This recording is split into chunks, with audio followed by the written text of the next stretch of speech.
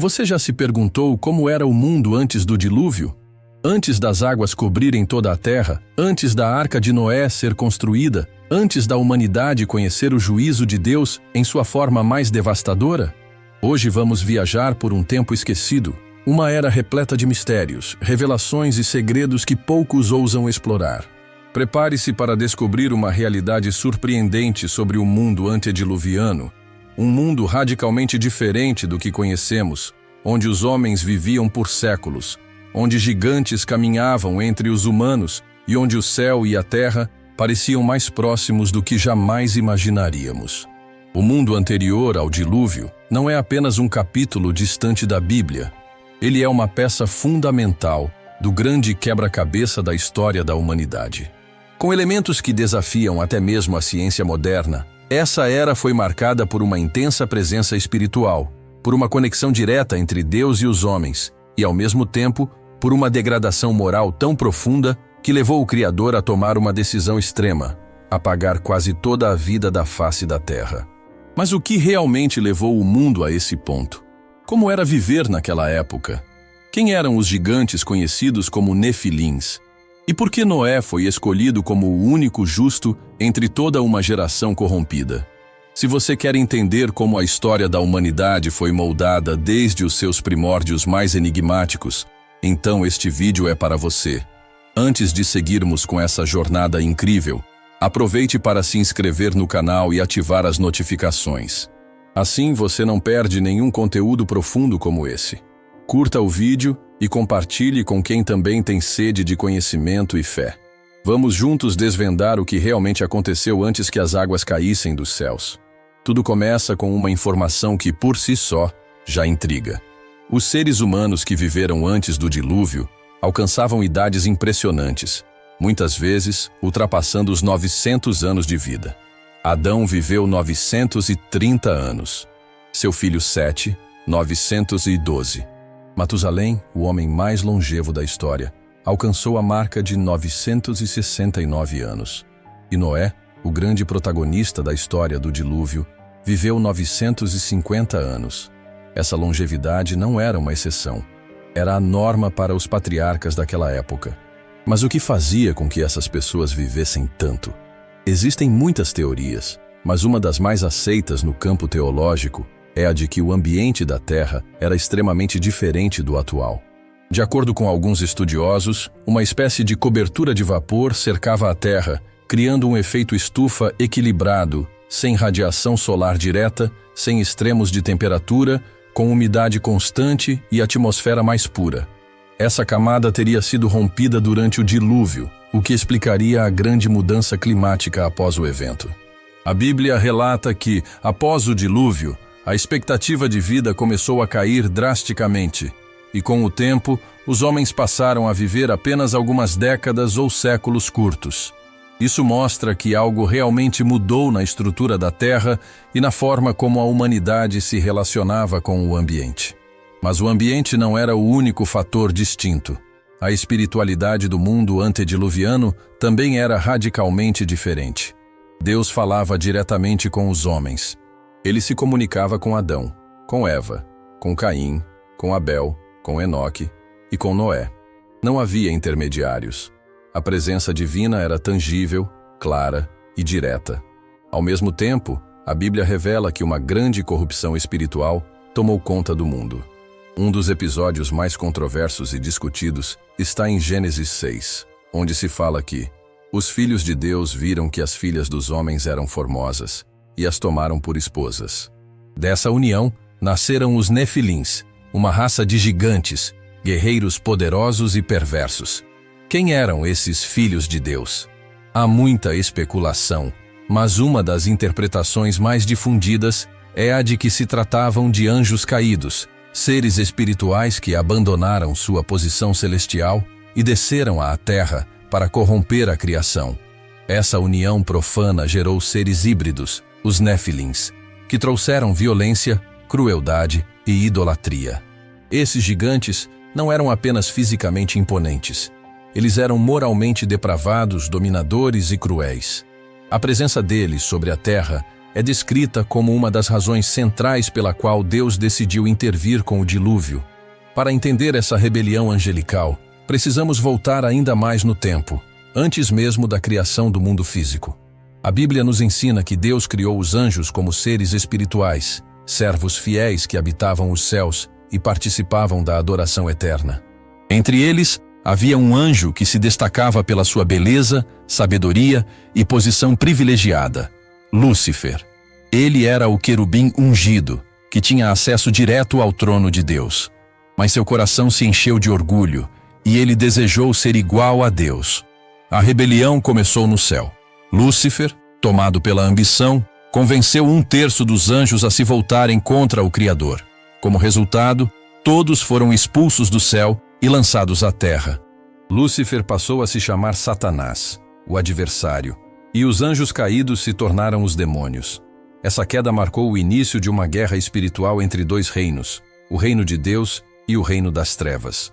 Quando Deus criou a terra e colocou Adão e Eva no jardim do Éden, Satanás viu ali uma chance de continuar sua rebelião, agora atingindo diretamente a criação mais amada de Deus, o ser humano.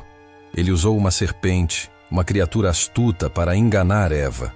Com palavras sedutoras, convenceu-a a comer do fruto proibido, prometendo que ela seria, como Deus, conhecendo o bem e o mal. Eva caiu, e Adão, por sua vez, também cedeu. Foi assim que o pecado entrou no mundo. A desobediência de Adão e Eva não trouxe apenas a perda da comunhão com Deus, mas também a queda de toda a criação.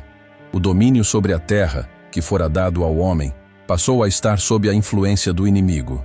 A dor, a morte, a violência, a injustiça e o sofrimento se tornaram parte da realidade humana. O pecado se espalhou como uma praga invisível, e a descendência de Adão logo se viu marcada por sangue e tragédia. 2 filhos nasceram, Caim e Abel. Abel, pastor de ovelhas, oferecia a Deus o melhor de seu rebanho. Caim, agricultor, também trouxe sua oferta, mas seu coração estava distante. Deus se agradou da oferta de Abel, mas rejeitou a de Caim. Tomado por inveja e fúria, Caim matou seu próprio irmão no campo. Quando Deus o confrontou, ele respondeu com frieza: "Sou eu o guardador do meu irmão?" Deus o amaldiçoou, e Caim se tornou um fugitivo. Ainda assim, Deus colocou uma marca em Caim para que ninguém o matasse, mostrando que mesmo em sua justiça, Deus ainda é misericordioso. Caim teve descendentes. Construiu uma cidade e a chamou de Enoque, em homenagem a seu filho. Seus descendentes se destacaram por suas habilidades e contribuições à civilização nascente. Jabal se tornou o pai dos que vivem em tendas e criam gado. Jubal foi o pai dos músicos. Tubal-Caim dominava o trabalho com metais. E Naamá, uma mulher, é mencionada como símbolo da linhagem. Porém, mesmo com tanto progresso humano, a linha de Caim também se aprofundou em pecado, violência e arrogância.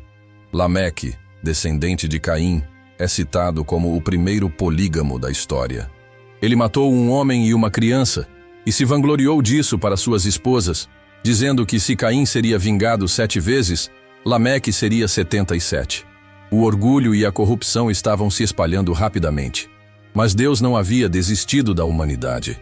Enquanto o mundo mergulhava cada vez mais na corrupção, uma nova esperança surgiu.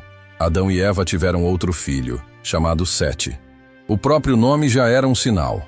Substituto, pois ele veio ocupar o lugar de Abel, que havia sido morto por seu irmão. A linhagem de Sete começou a marcar uma diferença notável em relação à descendência de Caim. Foi de sua linha que surgiu Enos, e com Enos os homens começaram a invocar o nome do Senhor de maneira pública e constante. Essa linhagem manteve viva a reverência a Deus em meio a uma geração que se distanciava cada vez mais da santidade. Entre os descendentes de Sete, um nome se destacou de forma especial: Enoque. A Bíblia diz que Enoque andou com Deus. Isso não significa apenas que ele era um homem bom. Significa que ele vivia em íntima comunhão com o Criador, algo raro e precioso numa época de trevas espirituais. Enoque profetizava, anunciava o juízo vindouro e clamava por arrependimento.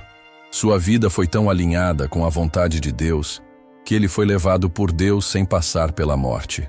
Ele desapareceu da terra, e sua ausência foi um sinal para todos de que Deus se agradava daqueles que o buscavam de todo o coração. Enquanto a linhagem de Sete preservava a adoração verdadeira, a linhagem de Caim mergulhava em práticas que desagradavam a Deus. A idolatria, a violência, a imoralidade sexual e o desprezo pelas leis divinas se tornaram comuns. A terra estava se enchendo de homens poderosos, famosos por seus feitos, mas também por sua crueldade.